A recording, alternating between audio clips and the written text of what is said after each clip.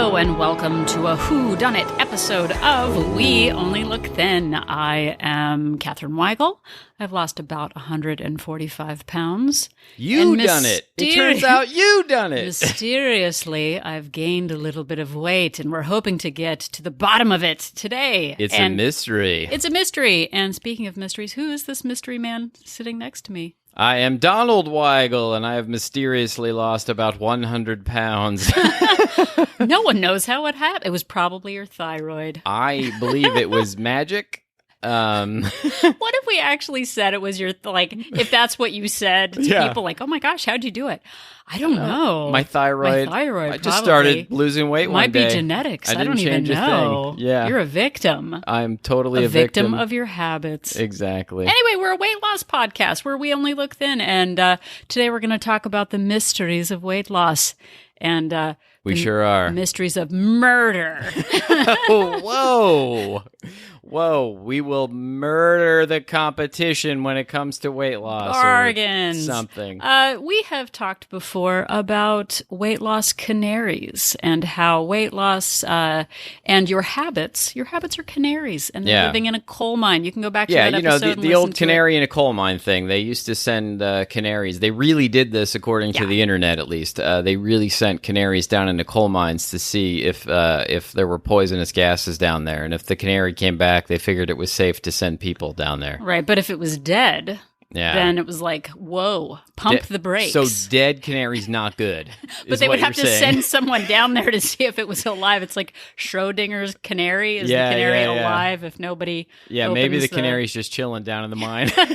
Doesn't want to come back. Tweet, my guy. Yeah. But sometimes we kill our own canaries. Our canaries are our habits. And we're going to find out who we have a whole episode about the canaries that, the warning signs, basically, that maybe you're slipping. But this is not exactly that. This is different. This is about murder. And mysteries. What? So I spent most of my life, really. I was about to say most of my adult life, but I'm just going to say most of my life, blaming everything other than me for why I was overweight and substantially overweight.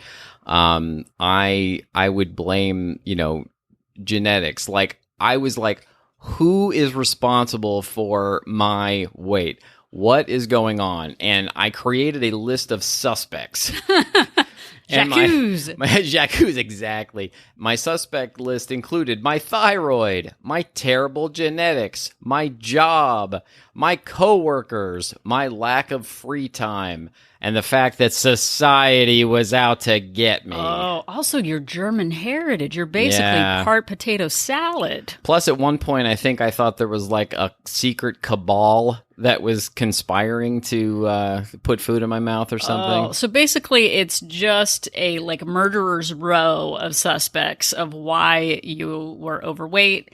And about 4.5 years ago, I don't remember what time is anymore, but you came down mysteriously with diabetes. Yeah. The sugar. the bad sugar. My doctor presented me with the evidence that I had actually contracted diabetes. But how could it happen to such a nice guy? Who is responsible for this? And this kind of reminded me ultimately of one of my favorite board games, which is Clue. It is really one of his favorite board games. I have, I think, 4 different versions of the game Clue. Maybe more. Is 5? It more than 4?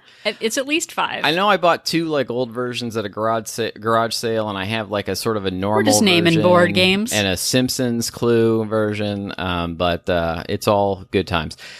In that game, you are playing a character, and I'm sure most people are familiar with it, but you're playing either Colonel Mustard or Mrs. White or Professor Plum or a Mrs. Peacock, Mr. Green, Miss Scarlet, and you have to go around and figure out, who killed Mr. Body? Somebody, Mr. Body is the name of the person who Mr. Slim Goodbody? Slim Goodbody, yeah. Someone killed Slim Goodbody. In this case, it was me. And it could... Spoiler. Yeah. It could turn out when you're playing Clue that you are actually the murderer and you're investigating the murder. You might end up being the murderer as you're doing it. And it turns out that I was responsible for giving myself diabetes and being 100 pounds overweight. But at the time, you did not consider yourself a suspect. No. You blamed all of those other conditions. No, I'd walk around going, it wasn't me. It was the one-armed man. And I would blame all of those other things. And I would say to myself things like, I'm trying so hard. I am eating like everybody else. Like, why is this happening to me? But here's the thing. I was a junior sleuth at the time. I had been on You're like Encyclopedia Brown? I was. I had been on my weight loss journey for as many as 4 months before Donald started. So I basically had all the tools I needed to get to the bottom of this mystery. You had it all together at that point. So I wasn't like a Jessica Fletcher type, really, but yeah, I was like an Encyclopedia Brown. But Jessica Fletcher is Murder, She Wrote, by the way. And if you don't know that, shame on you. But oh man, my parents don't really listen to this, so I can say they made me sit through many episodes of Murder, She Wrote when I was growing up. See, they made you it was a big Perry Mason thing. Like your sister actually used to go home to tape Perry Mason for your dad. Oh, I know. Perry Mason was also a thing. It was Perry Mason, but it was also like it was Diagnosis Murder and Matlock. So many murders. Yeah, J.B. all of that, Fletcher. like, Everywhere. I loved watching thing. Murder, She Wrote with my grandma. So I'm pretty much an expert. But one thing I've learned from Mistoires is the idea wow, so continental. Of an alibi. Oh, and guess what? Donald had no alibi for his diagnosis. UGLY. I don't have no alibi. I'm ugly. Ugly. Which is a cheer that people used to shout at me. No, I don't know. What are you talking about? I don't know. I'm just making stuff up now. So what's an alibi, Donald? An alibi is a story or a circumstance which means that you could not possibly have committed a crime. Like people saw you at a place where the murder was not happening, where the crime was not happening. So you've got someone to back up your story. Yeah. You've got an airtight alibi if there are like lots of witnesses that you were somewhere else doing something else at the time. Right. So when you came down mysteriously with diabetes. Mysteriously. No one knows how it happened. Yeah. At the doctor's office. Yeah. The weapon was your blood. Right. Was your my doctor at the doctor's office with my blood gave me diabetes. That's what happens. I didn't have diabetes. Then I went into the doctor's office and he gave it to me. Okay. But your symptoms were like sleeping all the time. All the being time. Very overweight, which we didn't really realize at the time because it sneaks up slowly on you. Yeah. But I said to him, well, maybe we can change some things that you're doing. Are you tracking your calories or your steps? Or... No, why would I even do that? I eat like everyone stupid. Else. I eat normal. Like, why would I need to do that? So he was very angry about it. But we decided to get down to the whys in the hows. And it turns out alibis for weight loss are much like alibis for murders. I had been tracking my calories and my steps.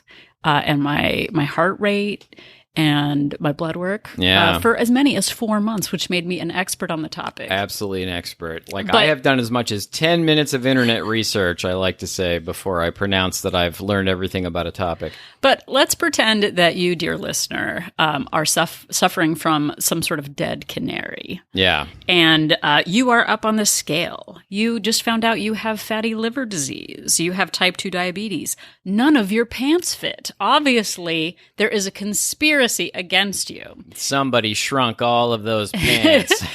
And we come up with as many stories as we can of sort of general alibis. You know, if you go back and ask someone, where were you on the night of whatever?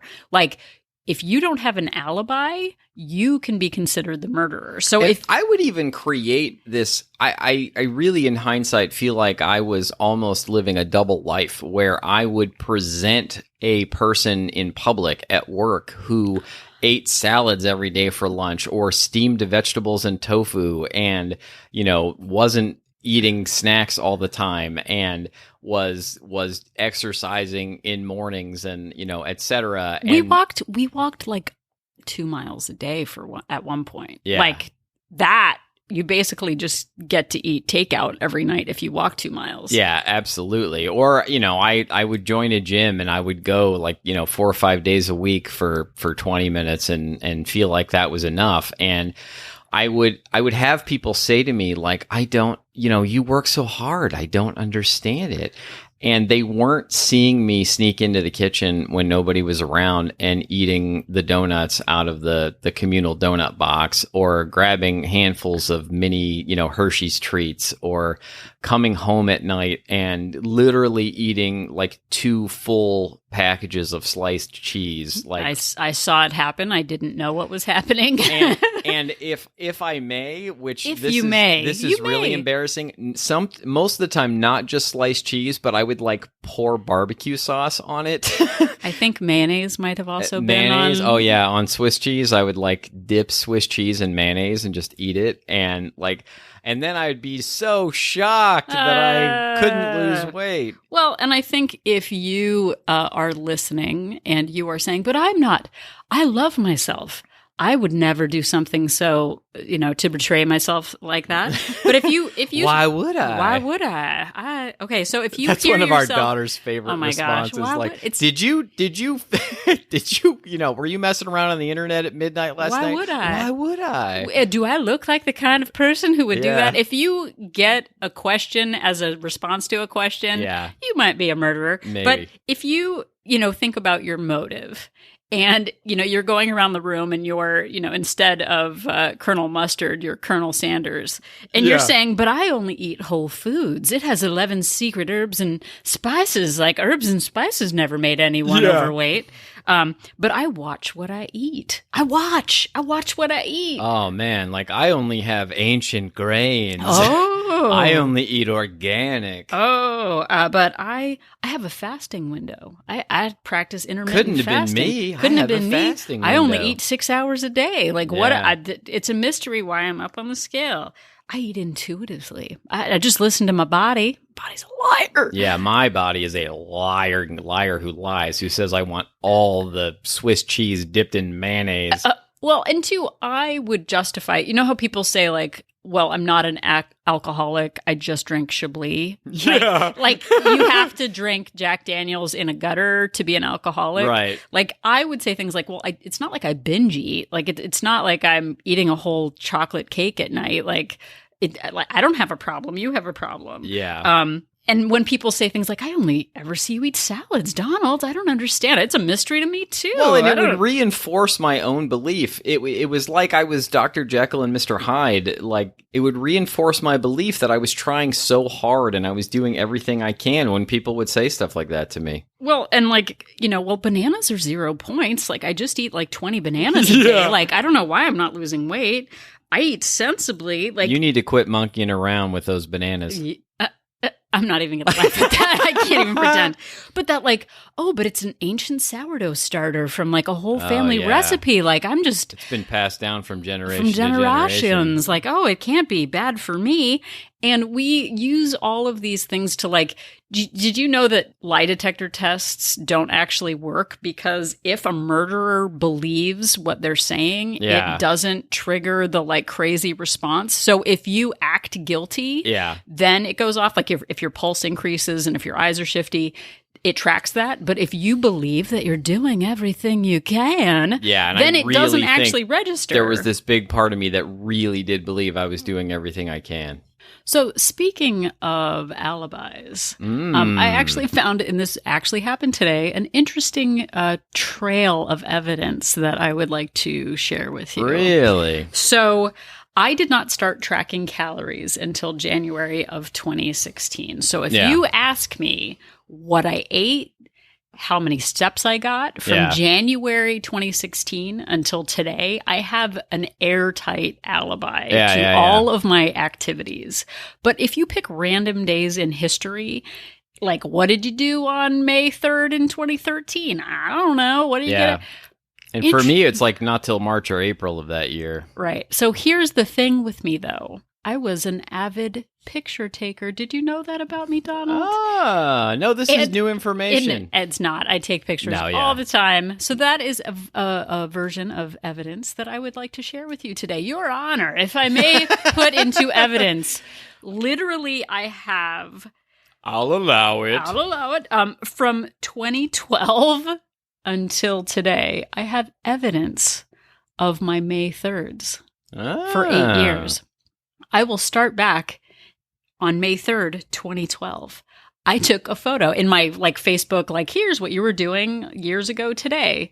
May 3rd, 2012, I took pictures of us at Blue Dog Tavern. Pictures of beer, which I'm sure also included a basket of garlic fries. Yeah. And probably, 2 or 3 beers if you had to guess if we were at Blue Dog? At least. And probably not just a basket of garlic fries. Expert witness.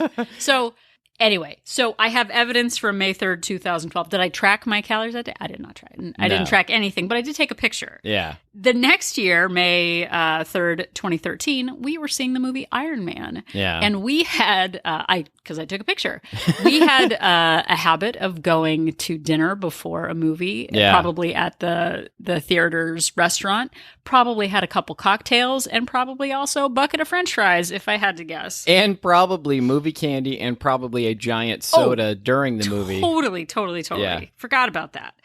The year, May 3rd, 2014, we were at Tony's Darts Away with our friend Fran. It was like a celebratory go-away thing. That's a bar, by the way. It's a bar. We probably had multiple flights of beers. Yeah. We probably buckets of fries again, sausages, Yeah, they had some good vegan sausages at that place. Okay, so May 3rd, 2015... took a picture of Donut Friend. Oh my God. You and I shared a 6-pack of donuts. Why was I 100 pounds overweight? It's such a mystery. Who did this to me? It ties in the loophole, which we haven't talked about, which is the special trip loophole. Oh, yeah. Donut Friend, fantastic donutery. Probably a good 30-minute drive. It was a vegan donut place. We were vegan at the time. Yeah. Got to get your money's worth. You're not going to go out there every day, so you might as well seriously? Okay, here's the... I shouldn't probably say this on a podcast about losing weight, but you exactly. You hear vegan donut and maybe you're like, ooh, I don't know. Sad. These are the best donuts I've ever had, vegan or not.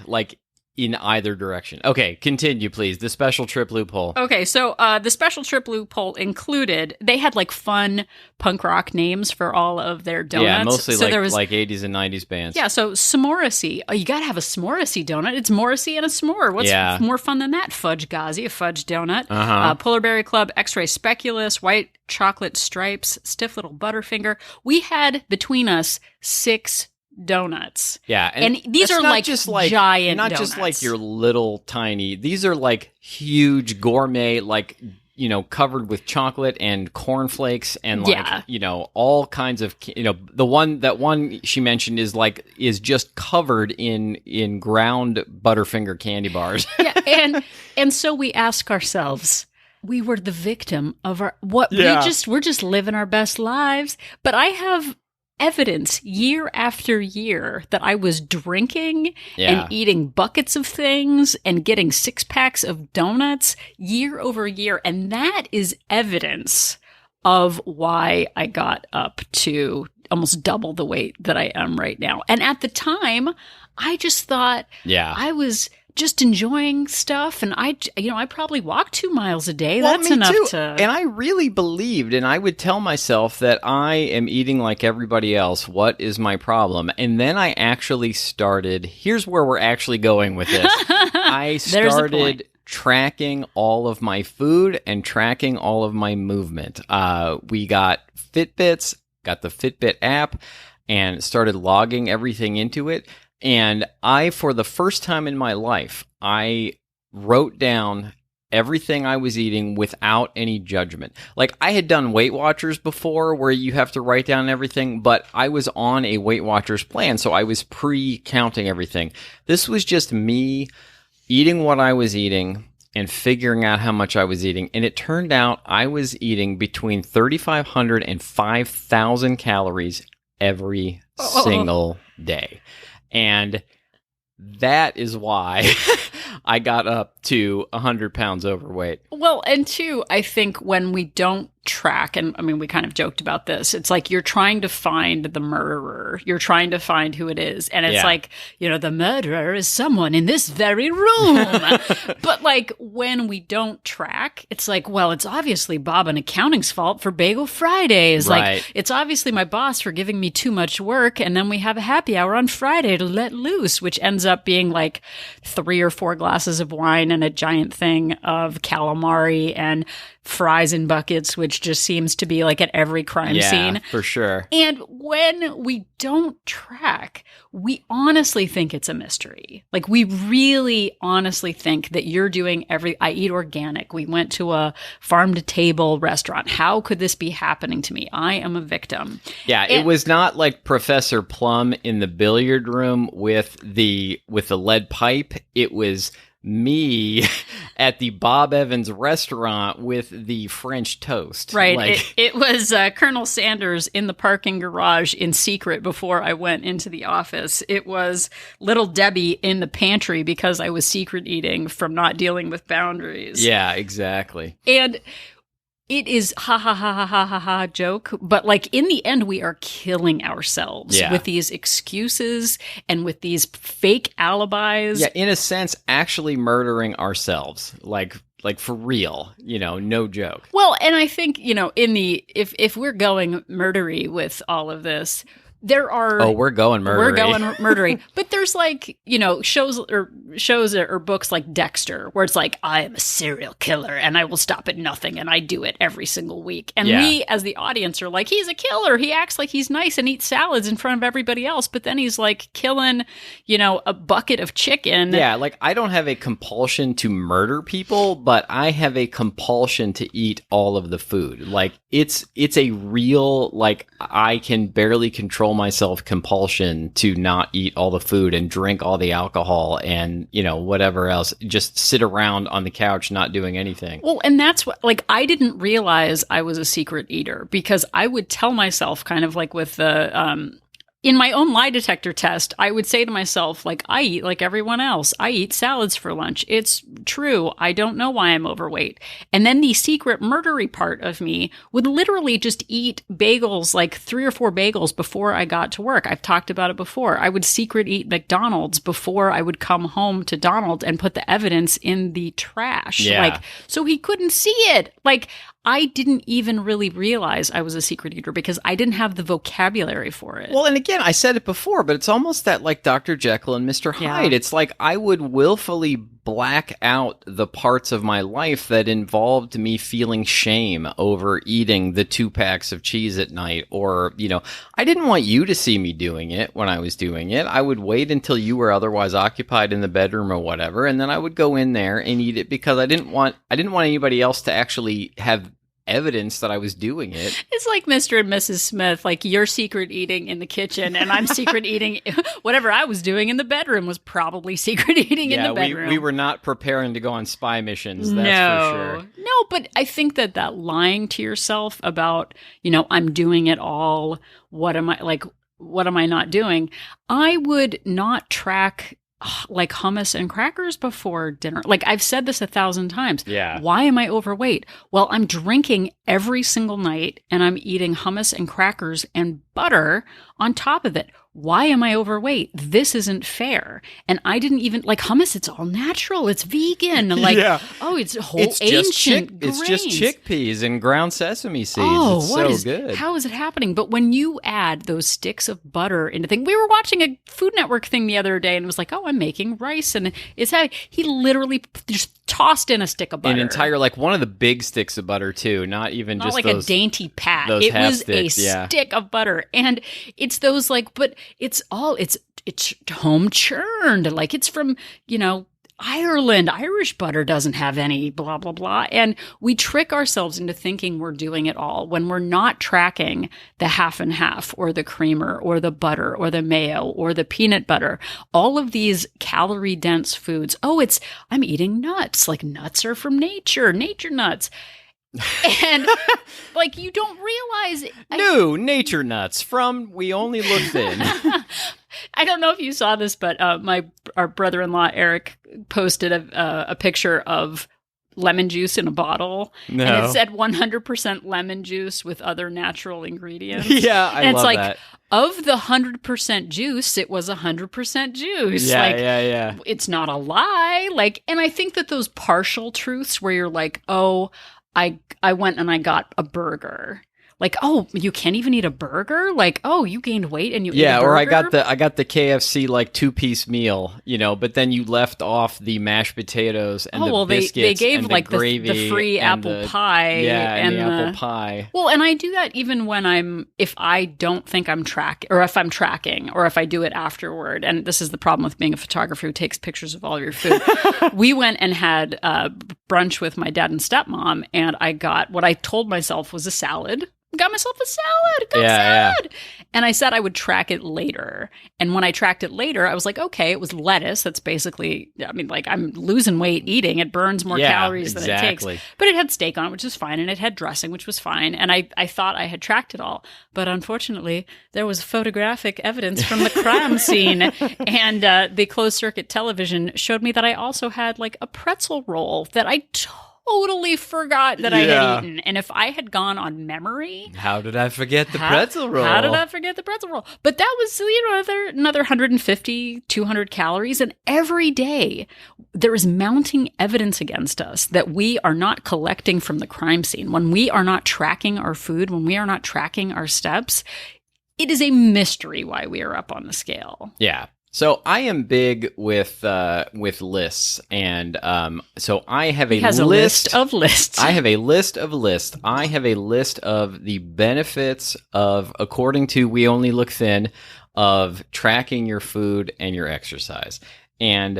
But it's a bummer, and I'm a free spirit, man. Yeah, well, I'll tell you what else is a bummer, is being 100 pounds overweight. Diabetes. And Going blind. barely being able to walk up a flight of stairs when you're, 35.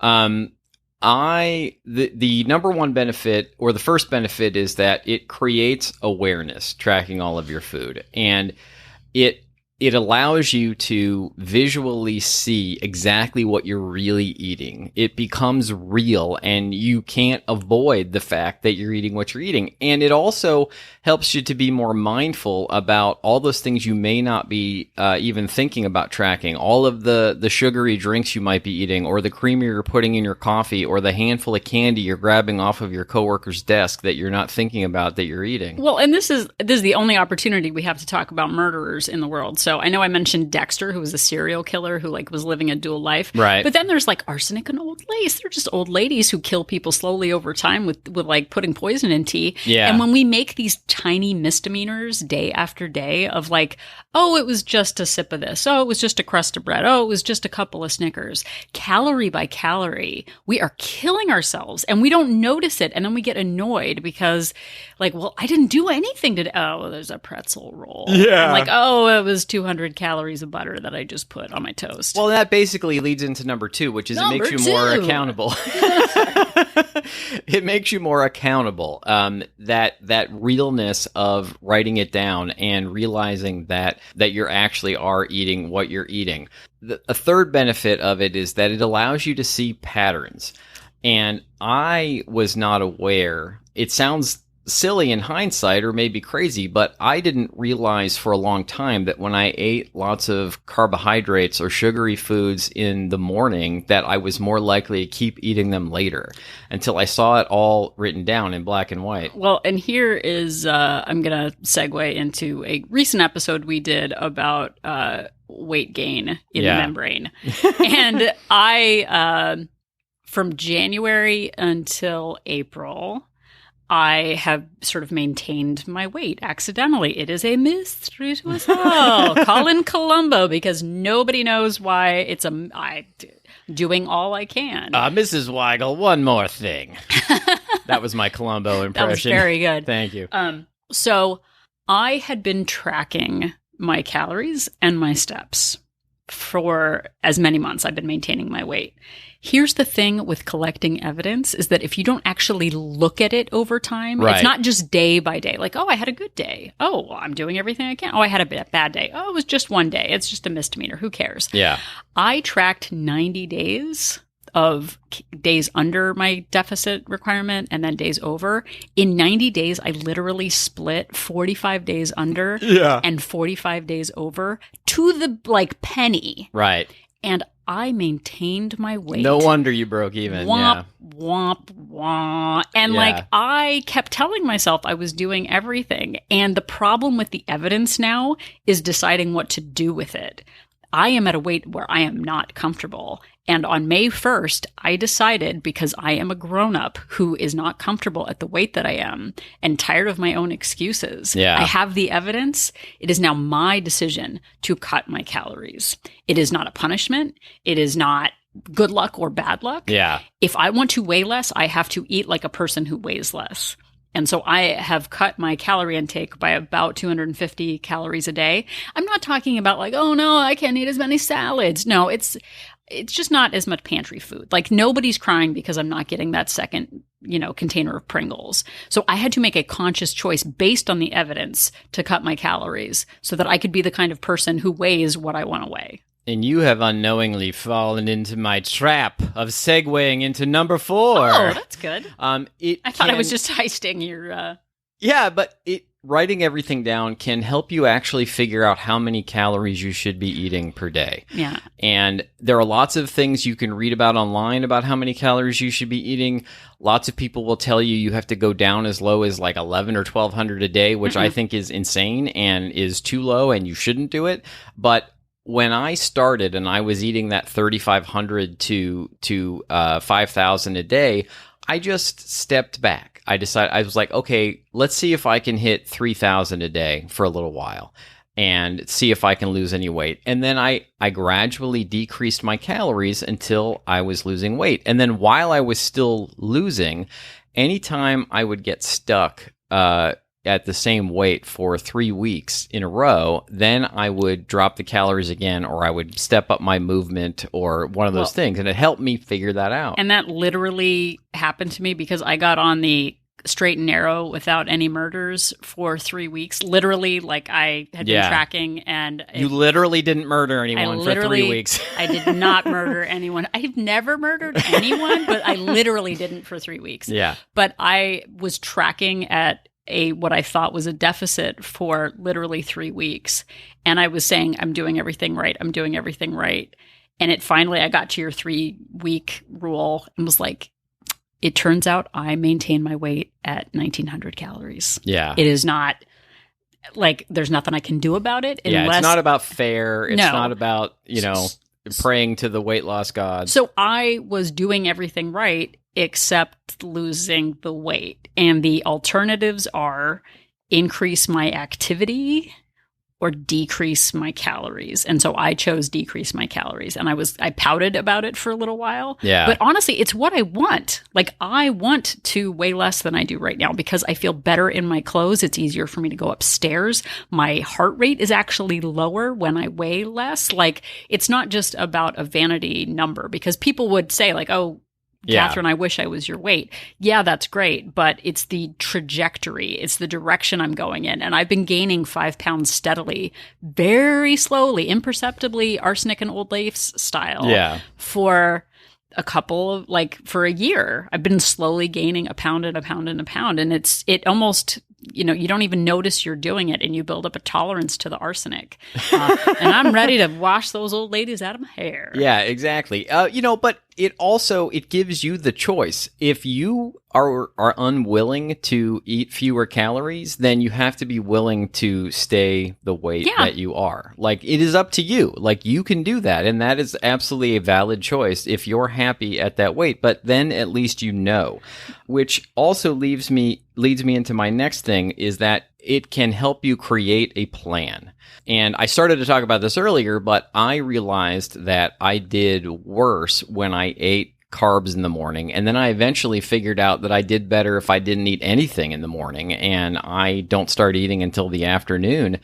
And I also realized that if I ate anything sort of treat-like prior to dinner, basically, that was a bad sign for me, that I had a very hard time stopping myself from eating treats once I started. Well, and in the 60s and 70s, I can't remember when it was, but the FBI came up with a profile for serial killers. Oh, yeah. And this is very interesting information. And it showed that they started eating chips at 10 a.m. They did. But there is a certain, like, you can build a composite sketch of someone by the food that they eat and by the lifestyle that they live. Yeah. And the composite sketch of me, if you went from May 3rd, year after year after year, of buckets of fries and buckets of popcorn and beer, that paints a picture of a certain kind of person. And the painting that I'm building now is very different. And I actually, before we started this recording, I asked Donald to pick a date from my tracking history, just kind of randomly over the last 4 years. Yeah, and I just for no reason picked February 12th, 2018. Right. So I went back to that and I picked the day. So this is what I ate. I'll go quickly on that day in history. I had coffee. I had yogurt. I had a complete cookie peanut butter for 200 calories, like a Lenny and Larry's bar, which is basically candy in the morning, but it says it has protein. I had another high protein chunky peanut butter bar. I had eggs. I had tempting Trek mix, a hamburger roll. This is not flapjack on the go, buttermilk pancake, stuffed sandwich meatball, and then I had peanut butter cups. You're making everyone hungry right now. No, but I'm trying to just show this. I had hold the cone ice cream cones, peanut butter cups, sugar free. This was not your day finest in history hour. That was my finest hour. No, if you were trying to prove to the judge that you didn't do it, this would not be the day. So on that day, I had just about 2,600 calories. I tracked it. And that's I was not even honest. that bad, really. But just look at what it is, though. If you saw a composite sketch of me from that day, you'd be like, that person has a lot of sugar and a lot of processed foods going on. I don't hear any vegetable talk in this episode. And it's not to say that I haven't had bad days on this journey. Looking back at it, I also got 16,000 steps that day. I burned about as many calories as I ate, so it was kind of a maintenance day, but it's not a good looking day. It was also, because I also track my time of the month, it was a week before I started my time of the month, and I always go bananas the week before. So I have a full picture of who I was on that day in history. From the years before, all I know is that I drank and ate potato chips. And now I know, like, I'm building this three-dimensional image of myself. Now that is not a happy day in history. I wish you had picked a day where I was like, I ate moonbeams and wishes and like and walked 40,000. Got 40,000 steps. Yeah, exactly. But I have the evidence. I have the alibi.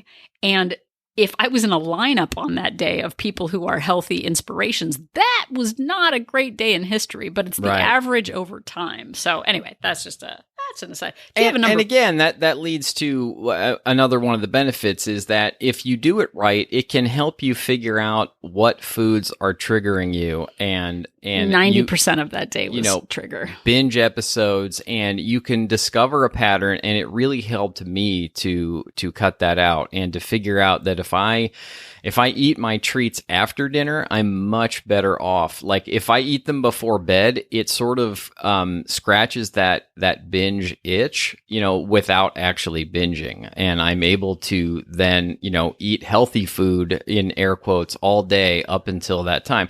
And I also realized for me that protein, foods with a lot of protein really fill me up and stop me from being hungry, much more than the very high carb foods. Well, and I look back at that day and I can see that like, oh, I should not have had a complete cookie for breakfast. And I really going for those sugar-free Reese's peanut butter cups because you were diabetic at the time and eating sugar-free things. Like each one of those is like 60 calories, 70 calories. I had 240 calories worth of sugar-free, like just because it's sugar-free doesn't mean that it's not, like, that was not a great day in history. But Yeah. like Donald, I realize I need protein for breakfast. I need to wait to have those triggery foods until late in the day, because as you could see from my entire day, I just kept going. It wasn't the one exception of like, oh, I just had a croissant in the morning. Like, I kept going and did not stop. And so it's not a great day, but it was a good lesson.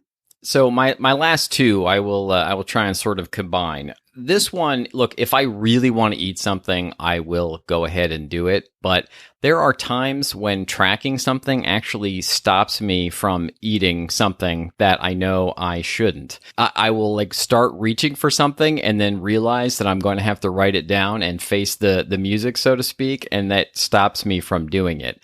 And lastly, one of the biggest benefits for me is it has allowed me to eat guilt-free, or at least almost guilt-free. I used to live my life being guilty about everything I would eat all the time. And knowing that I have enough calories in my day to eat a treat, to have a mini candy bar, to have a little bag of chips or something like that, and something that really feels and tastes like an indulgence really allows me to like relieve myself of that guilt and shame that I felt for all those years. Well, and I mean, I definitely used to secret eat Ronald McDonald in the parking garage before work. Yeah. And realizing that it is something that I can have as part of my life occasionally matters. Because before, when I would diet, I would eat diet food. And I'm not like literally, I think we've had fast food once in the last 6 months. Like, yeah, that's just not part of who we are anymore. But realizing that I am responsible in all circumstances, whether it's stress, whether it's COVID, whether it's, a work deadline or a call from a principal, what I put in my mouth matters, and it matters every day. And I have the evidence to back up. I have my alibi locked right now.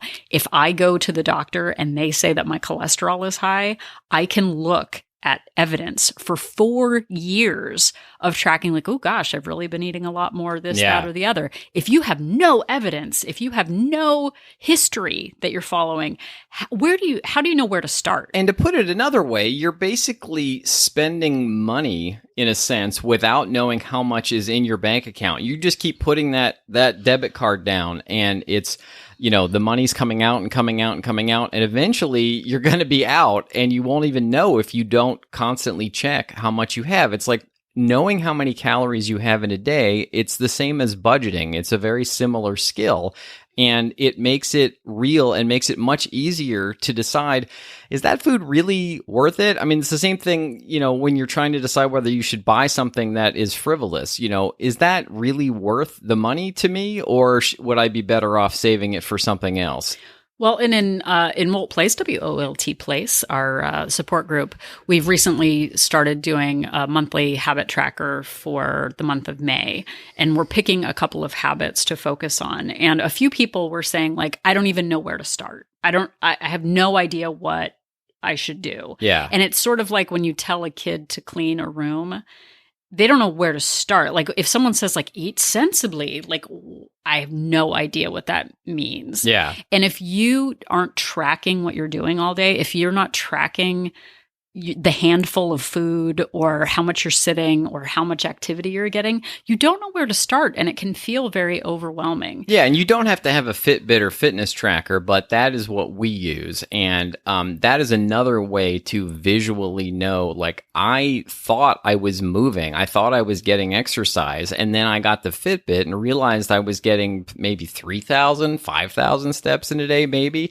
on a good day. And now my daily goal is 20,000. And, you don't have to go immediately from 3,000 to 20, but at least it gives you a benchmark. It gives you something to strive for. It gives you a visual representation of your movement. And if you hate walking, if you hate tracking steps, then record it in some other way, but at least figure out how much you're moving and then move more than that. Well, and for me, I think the big telltale sign or the telltale heart is what I regret when my eyes are closing to go to bed, or my first thought when I wake up the next morning. Yeah. If you are murdering a bag of Lay's potato chips before you go to bed and you wake up with regret going, I shouldn't have done that. Like, I shouldn't have killed that person and put them in a ditch. Like, boy, today I promise I won't kill anybody. Like, but I'm on the straight and narrow. Yeah. Like, whatever is on your mind as like, oh my gosh, I have heartburn. Oh my gosh, like I can't walk up the stairs with a bag of groceries. Oh, I can't get off the floor. Those little signs are those areas that you should start focusing on. If you don't know where to start, what hurts you? What keeps you up at night? What is the first thought you have in the morning about regret? Look, and people complain to us all the time that tracking is too much work, that they can't stand doing it, that they hate it. And I'll tell you what, I can see that point of view, but what I hated even more was having type 2 diabetes. What I hated even more was being uncomfortable in my own body because of how big I was, being uncomfortable in every seat I was in, being uncomfortable in every piece of clothing I owned, being uncomfortable trying to carry things upstairs, having to take a nap every single afternoon when I had the opportunity because of how terrible I felt. And it is so much better the way I feel now compared to the way I felt before I was tracking everything, that the tracking is worth it. And it's just a natural part of my life now. And if it seems overwhelming to you, just do the James Clear thing and start baby steps and say to yourself, all right, I'm going to track my morning meal. Every morning after I eat my first food, I'm going to track, and start there. Set your intention and do it, and then slowly add throughout the day until you're tracking everything. Well, and I think the idea of, you know, the budgeting thing, like, don't do the crime if you can't do the time. Yeah. And in the moment, because we're free spirits, we're grown-ups, we have stressful lives, the kids are in the way, the work is in the way, I'm stressed about whatever. Like, we're going to pay a price later for our choices today. And we can either be aware and present and own our choices, or we can blame the entire world, a world of strangers, for the murders that are happening. And I didn't do any research on it, but 99% of murders are committed by someone that the victim knew. What? 99%. But it's those asterisk, that's not a real statistic. That's not a statistic. Completely made up stat. There are so many crimes of passion that we commit against ourselves, and we act like it's self-soothing. We act like it's a mercy killing. Yeah. And we are just slowly killing ourselves, and we are taking away our choices for the future. We are taking away the choice to be able to live in a 2-story home because we cannot walk up a flight of stairs. Yeah. We are risking our independence. We are risking our ability to get up off the floor by ourselves. We are risking our literal limbs with diabetes. Like, there are so many things that we benefit from that don't have to do with vanity. None of this isn't a vanity project anymore. This is about living with like integrity until our old ages. Like, I don't want to be really super fit and have to take care of Donald. I feel so much better at age 50 every day than I did at age 40 or age 35. It's unbelievable. Yeah. So it all matters. So what can you start owning? Instead of blaming your circumstance, how can you be accountable for your actions? How can you feel pride in taking care of yourself? Because nobody's coming to rescue anybody. Like, you can either rescue yourself now or be reliant on others in the future because you're incapacitated. And I know that you have it in you to take charge of your circumstances. This is not a board game. None of this is a joke. It is serious. And our hells are the only things that we can have 100% control over. There are so many circumstances in the world. COVID, we can't control. We can't control the economy, but we can control what we put in our mouth and what we track. And we are telling you it is worth every extra minute a day it takes to track, which is like 5 minutes. Like, I can give 5 minutes to save my life. Yeah, for sure. And speaking of things being worth every minute, it was worth every minute of your time listening to this episode of this podcast. We've got 121 other episodes of the show you can go and check out, and please do. It is worth the time. Thank you so much for listening. We are grateful for each and every one of you, and we really appreciate it. If you have any questions for us, you can reach us at weonlylookthin@gmail.com. We do respond. Let us know, tips and tricks for tracking that have helped you. Let us know topics that you want us to talk about on the podcast. If you have specific questions, we're happy to answer. Or if you just think we're darn awesome, then that would be great to hear too. I love those emails too. We so appreciate anyone on Instagram or Facebook or in an email that just sends us a note saying that we're awesome and funny and helping, because it really means a lot to know that we're impacting lives. So let us know. And speaking of all those things, you can find us on all the socials, your Instagrams, your Twitters, your Facebooks, at We Only Look Thin. Yeah, and if you'd like to join our weight loss support group for women, you can go to our website, weonlylookthin.com, and click on Join Our Support Group for more information. We are a group of women supporting each other, focusing on habits and getting really honest about all the murderous ways we murder our habits. And if you don't want to do any of those things, but you feel like helping us out, you say to yourself, you know what, Donald and Catherine have really helped me. How can I help them? You could go to Apple Podcasts and you can give us a rating. And if you really want to help us out, you would give us a rating and a review, preferably 5 stars, and say nice things about us. That really helps people find the show when they're searching for podcasts. It boosts us in the search results, and it really helps out. We really appreciate it. Yeah. So if you still at this point in time can't remember the difference between Colonel Mustard in the billiard room with the candlestick and Colonel Sanders in the kitchen with the drumstick, just remember that Catherine and I are an inspiration. Asian. With herbs and spices.